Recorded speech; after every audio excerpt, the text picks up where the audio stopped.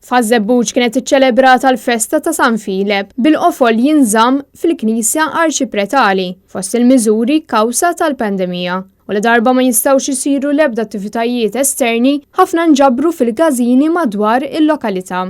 Ma' Żebbuġini naqqat il-kap tal-Partit Nazzjonalista Bernard Grech li ħal okkażjoni wkoll biex jawguralhom. L-ewwel żjara tiegħu saret fil-gażin Banda San Fileb fejn iltaqa' ma' dawk preżenti qabel ma mar fil-gażin tal-Partit Nazzjonalista. Ħafna notawlu d-diffikultà li jiffaċċjaw fil-perjodu li l-każini nżammu magħluqin kawża tal-pandemija, iżda wkoll kif il-Gvern baqa' jżommhom fil-għama xahar wara l-ieħor. Min hemm żar il-gażin San Giuseppe u Banda de Rohan u aktar tard il-gażin tal-Banda 12 May. Fihom kollha seta' jinnota l-ħidma li ssir partikolarment biex tibqa' b'saħħitha il-ħajja soċjali fil-lokalità.